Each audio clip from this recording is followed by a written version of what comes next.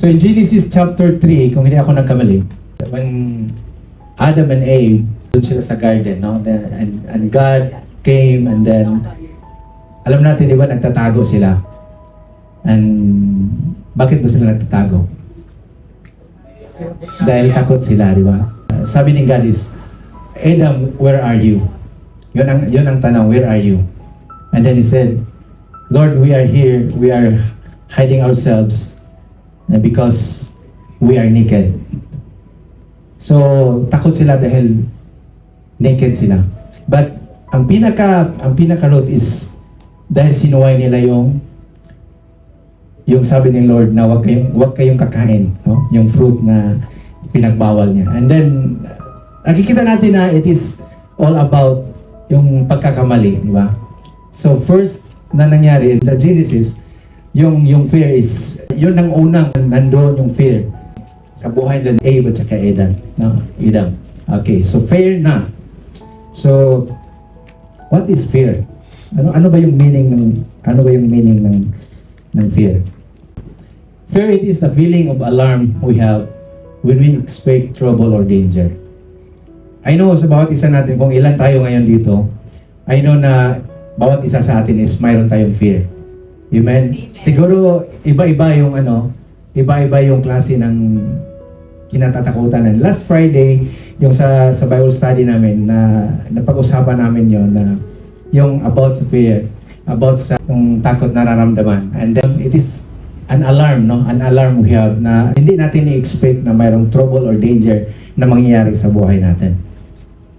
Okay. So, followers of Christ, sino ba to? Tayo or tayo, di ba? Because we're already believers of Jesus Christ. Amen? So, followers of Christ are not meant to live in the state of fear and anxiety. Amen? Amen. Ano ba kayo? Agree ba kayo dyan? Na followers of Christ are not meant to live in state of fear and anxiety. Anxiety. No? Anxiety. Kung ati. Kung kuya, ansaya kuya. Anxiety at saka ansaya kuya. Amen. So, yung fear is originated, no? Ang origin niya is nung nagkasala si Adan at saka si Eva. Doon nangyayari yung di ba, ang sa kung nababasa niyo yung sa Genesis, the creation, and then after that, then the chapter 3, and then God came, and then anong ginawa ng God? But first, anong ginawa ni Adan at saka Eve, at saka ni Eva? Gumawa sila ng damit, no? So, anong ginawa nila? Dressing, no? From the fig tree, no? So, doon yun ang unang ginawa yung salad dressing. Di ba? Galing doon. Salad dressing. So, si God, dumating siya and then ginawa niya ng skin, no? Of the animals, and then yun, nilagyan niya ng damit, no? Na galing sa balat ng hayop. In Matthew, in the New Testament, kung babasahin natin, in Genesis is nangyayari siya, no, yung fear, yung sabi ni God na bakit kayo natatakot. And then in the New Testament, the first message of the angel, if you will read Matthew chapter 2, verse 20 to 21, sabi ng angel is, do not be afraid. So niredeem ni God nung nangyayari doon sa Old Testament, yung fear na naramdaman ng tao, niredeem ni God. And the first message na binigay ng angel is, do not be afraid. Don't be afraid. Amen? Yes. Amen. We have the means to rise above fear and anxiety. Amen. 2 Timothy chapter 1 verse 7. For God has not given us a spirit of fear, but of power and of love and a sound mind. Makikita natin that fear is not from God. Amen? Amen. Amen. Fear is not from God. Ano ba yung binigay ni Lord sa atin is the spirit of power, of love, and a sound mind. Amen? Mamaya tatalakayin natin tong power, love, and sound mind. Okay? So in Luke chapter 2, verse 10 to 11, ito yung Old Testament, dahil sa kasalanan, nabuo yung takot ng tao. And then here in Luke chapter 2, sabi na dito is, but the angel reassured them, don't be afraid. He said, I will bring you good news. Because mayroon siyang nangyayari doon sa Old Testament, no? Na even sa life ni Abraham, nung pumunta sila sa sama niya si Sarah, sabi niya, she's my sister. Sabi niya, ano daw niya, kapatid niya, dahil sa takot. Takot siya na patayin siya ng hari or ng mga tao doon sa kingdom. And then, likewise, no, sa buhay din ni Isaac, ganun din ang nangyari. Dahil sa takot, sinabi niya, this is my sister, kapatid ko to. Hindi na sinabi ng asawa ko kasi takot siya. And God is already, nakikita na niya na ang tao is, mayroon na yung takot sa puso niya. And here in the New Testament, in the New Covenant, yung sabi ng angel is, don't be afraid. I'll bring you good news that will bring great joy to all people. And the Savior, yes, the Messiah, the Lord, has been born today in Bethlehem, the city of David. Amen. Ano bang ibig sabihin nito? Bakit ito yung sinasabi ng angel? Kasi gusto niyang i-redeem, no? Yung kasalanan, walang ibang bayad kundi si Jesus. Amen? Jesus is born to die, no?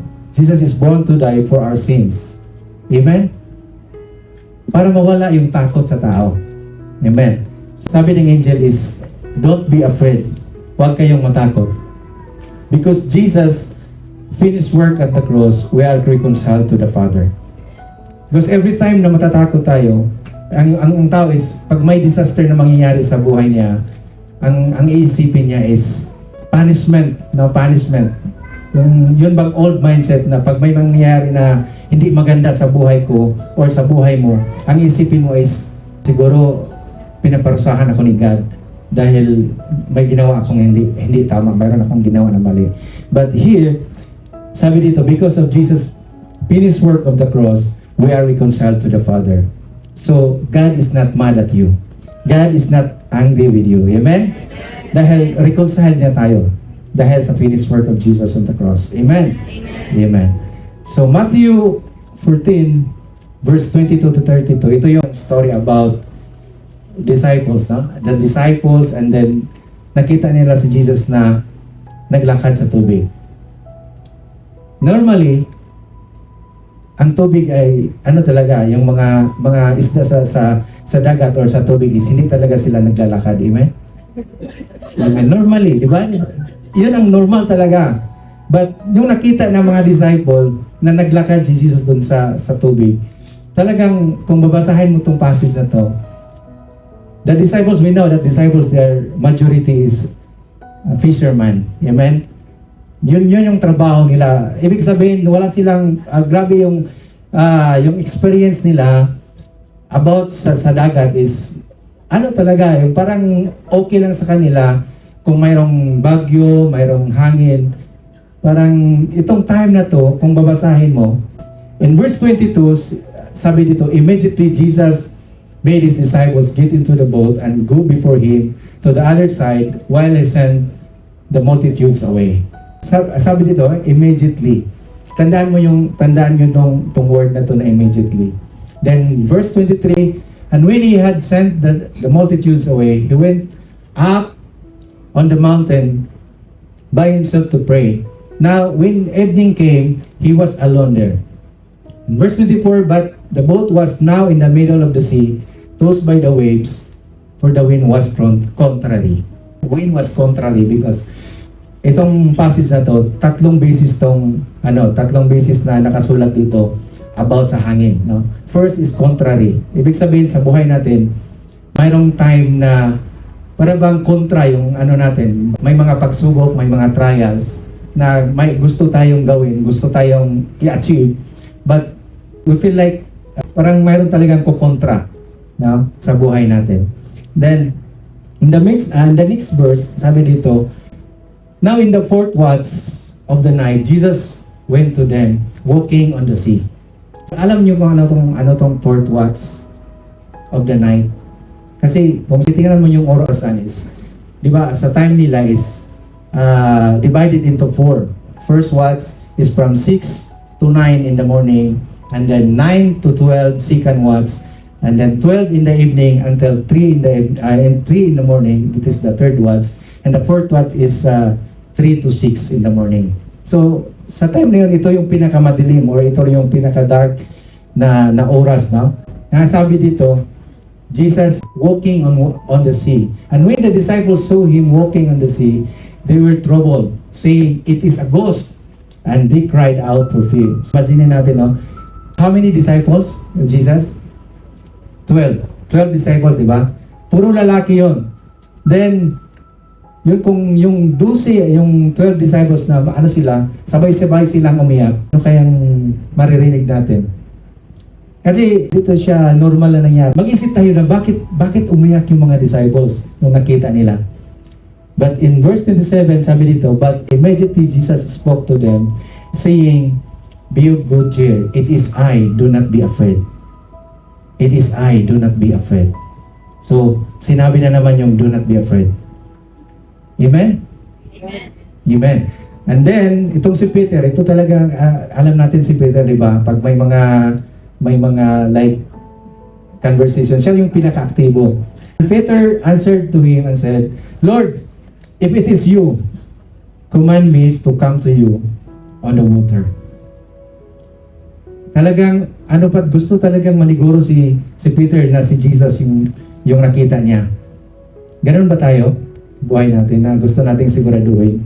Peter is, alam niya, hindi siya nag-isip. Kasi kung time na yon, kung mayroon ng social media, talagang trending talaga yon, no? Mangyayari kasi may taong lumalakad sa tubig, no? And then Peter, he wants to come to Jesus. Sa isip ko or sa pagkaintindi ko is Peter, hindi niya gusto lang na mag-trending siya, na makalakad siya sa water, but he knows that when he is with Jesus, kung nandun siya kay Jesus, alam niya na safe siya. Amen? Amen. Alam niya na safe siya pag nandyan siya kay Jesus. So sa buhay natin din, ganun din ang mangyayari na dapat alam natin na pag mayroon tayong problema, mga challenges na dumating sa buhay natin, wala tayong ibang gagawin kundi lalapit tayo kay Jesus. Amen? Amen. So, alam ni Peter, dahil nung time na yon, alam ni Peter na kung makasama na si Jesus, talagang okay lahat, no? Okay. Hindi na siya matatakot. Verse 29, patuloy tayo. Ha? So he said, "Come." Sabi ni Jesus, "Come." And when Peter had come down out of the boat, he walked on water to go to Jesus. So yun ang pinaka-excitement sa buhay ni Peter na lumalakad siya sa tubig. But when he saw that the wind was boisterous, no? The wind, pangalawang beses na to, no? Second time, the wind was boisterous. He was afraid and beginning to sink. And he cried out saying, "Lord, save me." Sa alam ko, kung nandun ako sa tubig, ang sabi nga dito, beginning to sink, no? Beginning to sink. Unti-unti siyang lumulubog. Pero alam ko pag doon tayo sa tubig, diretso lulubog tayo, di ba? Pero itong time na to, talagang unti-unti. Unti-unti dahil gusto ni God na pag mayroong problema tayo, sometimes slowly na, parang unti-unti siya nalulubog tayo, and then gusto ni God na we will cry out to Him. Gusto niyang hihingi tayo ng tulong sa Kanya, and we will say, "Lord, save me." So, sa bawat buhay natin, no, sa araw-araw na sa buhay natin, hindi natin talaga maiwasan na mayroon tayong mga problema, mayroon tayong challenges, no? Challenges na mga challenge sa buhay ba na hindi natin maiwasan. And yun ang gusto ni Jesus na hihingi tayo ng tulong sa Kanya. In verse 31, sabi dito, "And immediately Jesus stretched out His hand and called him. And He said to him, Oh, you of little faith, why did you doubt?" And when he got into the boat, the wind ceased. So, una, the wind was contrary. Yung pangalawa is, wind was boisterous. Boisterous meaning, wala siyang direction. No? Parang active, super active yung hangin. So grabe. Then after na nandun na sila sa boat, nung kasama nila si Jesus, kung ma-observe natin dito, ma-obserbahan natin dito na walang sinabi si Jesus about sa wind. Hindi niya kinausap yung wind. But suddenly, wind ceased. No? Huminto yung hangin. So sa buhay natin, ganun din. Mayroong mga pagsubok na ating madadaanan. Mayroong challenges, ano ba yung trials. But if we have in Jesus, hihinto din yan. Amen? Hihinto din yan. So huwag tayong mag-alala. So, when Jesus appeared into the disciples, their fear was disappear. Amen? When Jesus appeared, our fear will disappear. Amen? Agree ba kayo dyan? Amen. Amen. So when the Bible tells us do not fear, it means we do not allow anxiety to roll our lives or take root in our hearts. Amen? Isipan natin na pag yung Word ni God, I know na sa Bible, no, maraming nagsasabi na yung word daw na do not fear or do not be afraid, it is mentioned 365 times. But some scholar says na parang hindi totoo, parang ganon. But ang pinakano natin ngayon is basta marinig natin, mabasa natin yung word na do not fear. No? Sabi dito, it means na hindi natin i-allow yung anxiety or yung fear na mag-rule sa buhay natin, mag-dominate sa buhay natin. Amen? Amen. So we are not the people of panic, but we are the people of faith. Amen? We are the people of faith. When faith is present, fear is absent. Amen? Amen. So when faith is present, fear is absent. So, ang nangyayari, no, yung sa buhay natin, minsan, yung faith natin is para bang nawawala siya or humihina siya. Tayong takot. We will come to God, we will come to Jesus, and then let us encourage ourselves, no? Na magkaroon tayo ng yung faith, no? Faith para mawala yung fear natin. And then now, we'll go back to 2 Timothy 1:7. For God has not given us a spirit of fear, but of power. Ang tatalakayan natin is yung power. No? Okay. So, spirit of power. Spirit of power is the power of the Holy Spirit. Amen? Amen. So, Holy Spirit is omnipotent. Omnipotent meaning all-powerful. He will graciously imparts power, love, self-control to every believer. Amen? Amen. So, huwag kayong matatakot dahil ang Holy Spirit is nandyan siya and He will graciously impart to us the power, no? The power of the Holy Spirit. Sa 2 Corinthians 12:9, sabi nga dito, but He said to me, my grace is sufficient for you, for my power is made perfect in weakness. Therefore, I will boast all the more gladly about my weaknesses, so that Christ's power may rest in me. Ito yung sinasabi ni Paul. Ito yung palagi niyang sinasabi na, if I am weak, the power of God is making me strong. Amen? Amen. Amen. Sa ibang translation, sabi nga dito, but he replied, my gift of undeserved grace is all you need. My power is strongest when you are weak. Kita mo dito, my power is strongest when you are weak. So if Christ keeps giving me His power, I will gladly brag about how weak I am. Amen? So ito yung palagi nating isipin na yung nararamdaman natin na nararamdam tayo ng medyo weak tayo, we will remember that the power of God will become strong in our lives. Amen? He will give us power. Amen. He will give us strength. Okay. So the spirit of power breaks the chains of fear, empowering us to be bold and confident in the face of adversity. Amen? Amen. Hallelujah. So all trials and challenges in this life, they were all no match to the almighty power of God. Amen? Narinig mo yung no match? Palagi kutong narinig dati nung naglaro kami ng basketball. na mayroon kaming kalaro na mas magaling, no? Mas grabe. So, sabi nga ng mga kasama, nomads tayo, bre. Nomads tayo. So, ito yung ano natin na all trials and challenges in life, they were all nomads in the almighty power of God. Ito yung palaging tatandaan natin. Amen. So, Psalms, sabi nga ni David, ni King David sa Psalms 34, verse 4, I sought the Lord, and He heard me, and delivered me from all my fears. He delivered me from all my fears. Siguro marami tayong kinatakutan or, di ba, kung we'll study about, mayroon siyang phobia, no? Mayroong mga phobia na takot sa, kahit ano na lang, no? Takot sa ipis, takot sa height. So takot, maraming takot, no? Maraming kinatatakutan natin. But sabi nga ni David is, He delivered me from all my fears. So ito yung sabi, no? ng Word of God. So power is connected to love and self-control. It is through the power of God that we can love selflessly and exercise self-control. Amen? Amen. Okay.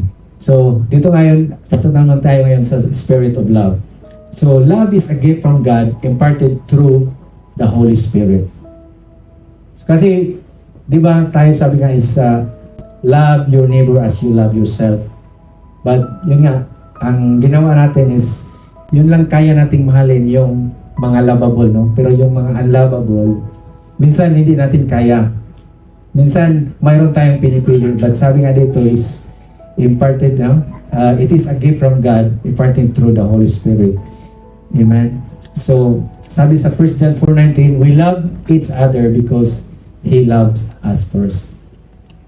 So, bakit ba tayo magmahal? Bakit ba tayo mamahalin natin yung mga tao na, ano bang, ang sabi nga sa Bible is, love your enemy. Love your enemies kung marami. No? So, love your enemy. It is very, very difficult na gagawin natin, but by the power of God, by the love of God na i-impart niya sa atin, so, pwede natin gawin na we love other people because God He first loved us. Amen. To love one another, this position is not self-generated. Kung sa self natin, mahirap siya gawin, but it is a supernatural endowment made possible by the grace of God. So it is by the grace of God. It is grace of God alone. Wala talagang iba, no? Kung sa self natin, kung tayo lang, hindi talaga natin kaya. Okay. So sabi nga dito sa 1 John 4:18, there is no fear in love, but perfect love drives out fear. Perfect love drives out fear. Because fear has to do with punishment, and one who fears is not made perfect in love. So there is no fear in love. So love, kaya niyang, it is greater than fear. Amen? Kung love mo yung tao, no? Kung love mo yung isang bagay, hindi ka matatakot na mahalin siya. Amen? Amen? Amen. So love is more than a feeling and emotion. Agree ba kayo? Amen? Love is more than a feeling and emotion. Love is an action. In other words, it is about what we do for God and others. If we love God, then we will also love others. Amen. We will also love others. Kasi maraming mga tao ngayon, sabi nila, mahal daw nila ang Panginoon. We are like Christian, but mahirapan silang magmahal sa kapwa nila. Sabi dito is, we love God and we love others also. Amen. John 15:13, sabi sa ESV, greater love has no one than this, that someone laid down his life for his friend. Sino ba yung tinatawag kayo dito? Our new lives are rooted in selfless love of Christ, who willingly laid down His life for our salvation. Yung kanina sa Matthew, na yung good news na sinasabi ng angel, that there is a good news, there is a good tidings. Ito yung mayroon tayong Savior. So He's willingly laid down His life for our salvation. Spirit of a sound mind. So sound mind is a discipline, self-control, or to act moderately, stable or healthy mind, self-discipline, good judgment. So a mind under the control of the Holy Spirit. Amen? A sound mind. Meaning, mayroon tayong self-control. And I know that this is also one of the fruit of the Holy Spirit is yung self-control. No? Sound mind under the control of the Holy Spirit. Amen. So today, fear is one of the Satan's favorite devices to confuse our minds that causes irrational thoughts, misunderstanding, and derail us from the will of God. So ito yung ginagamit ng kaaway. Ito yung ginagamit ni Satan. Yung purpose ni God sa buhay natin, no? Yung purpose natin, bakit nandito tayo sa mundong ito, hindi natin magagawa dahil itong takot, no? Ito yung takot na ito yung device na ginamit ni Satan na magiging confused tayo, magiging takot tayo na gagawin yung will ni Lord sa buhay natin. Sa Romans 12:2, do not be conformed to this world, but be transformed by the renewing of your mind, that you may prove that is the good and acceptable and perfect will of God. So the renewing of mind, the renewing of your mind. So meaning, renewing of your mind is talk about repentance, amen. So repentance is the renewing of our mind. Ito yung ibig sabihin ng renewing of our mind. Dahil, sabi dito, do not be conformed with the pattern of this world, but be transformed of the renewing of our mind. Sabi sa New Living Translation, sabi dito, do not copy the behavior and customs of this world, but let God transform you in the new person by changing the way you think. By changing the way you think. Then you will learn to know God's will for you, which is good and pleasing and perfect. Amen? Amen. So ito yung gustong mangyayari ni God sa atin, that we will renew our mind every day. Dahil maraming challenges, maraming problema, maraming mga trials, but if our mind is focused on Jesus, on the finished work of Jesus, ma-overcome natin yung fear, yung takot sa puso natin. A sound mind recognizes who we are in Christ, does not depend on human wisdom and strength.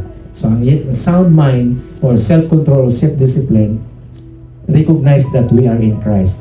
Because God is already given His begotten Son, His one and only begotten Son, para yung kasalanan natin, no? Yung ginawa niya sa cross, He bore our sins, no? He bore our sins so that we have salvation. Amen. So yung takot is nawala na siya dahil binayaran na ni God. Binayaran na ni Jesus sa cross. Amen. We recognize that God's Spirit yields obedience, right living, and moral judgment. So right living meaning, if you believe right, you will live right. Amen? Amen. Right believing produce right living. So nagdepende yun kung ano yung belief sa buhay mo. So if we believe right, so we will also live right. Amen. So conclusion, the spirit of power is connected to love and self-control.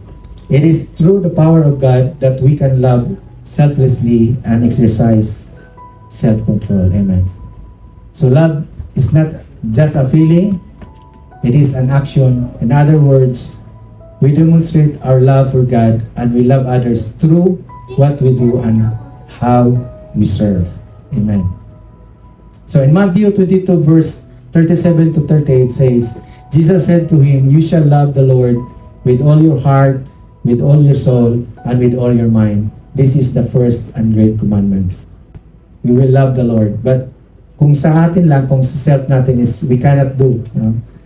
Mahirap siya. But through Jesus, no? Dahil kay Jesus, sa ginawa niya sa cross, so we can love God with all of our heart. Amen? Amen. So 1 John 4:7 to 8, sabi dito, Beloved, let us love one another, for love is of God, and everyone who loves is born of God and knows God. He who does not love does not know God, for God is love. So God is love. Yung love ni God sa atin is talagang hindi natin ma-imagine, no, na John 3:16 sabi doon, For God so loved the world that He gave His only begotten Son, that whosoever believe in Him should not perish but have everlasting life. So God is love. Amen. So we rely on spirit of power and of love and of sound mind in our daily lives. Instead of being bound by and consumed with fear, we can live boldly, love selflessly, exercise self-control, and confront the challenges of life with courage and confidence. Because we are already in Christ, because we are already reconciled, no? Because of Jesus, because the work of Jesus on the cross. So fear not, because Christ is in us and we are in Christ. Amen? So fear not, because Christ is in us and we are with Christ. Amen. Let us stand. Father God, we thank you so much for your word, Lord God. I know that you will minister sa bawat isa na nandito ngayon. We know, Lord, that mayroon kaming takot.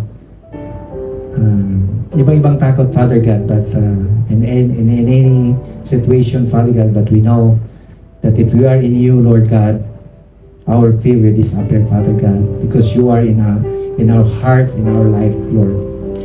Thank you so much, Lord, that you will minister, Lord, sa bawat isa na nandito ngayon. I don't know, Lord God, kung ano yung nasa puso nila, kung ano yung mga challenges na pinagdadaanan nila. But Lord, I know that you are the God of impossible. You are the waymaker. You are the miracle working God. Thank you so much, Lord. Sa bawat isa na nandito ngayon, we thank you that you will bless and give us, Lord God, the faith, Lord God, that from you, Lord God, a Christ-like faith, Lord, na yung ibigay at magiging gabay namin sa bawat araw, Lord, sa buhay namin. Thank you so much, Lord, for your grace. Thank you so much for your love, Lord, sa bawat isa.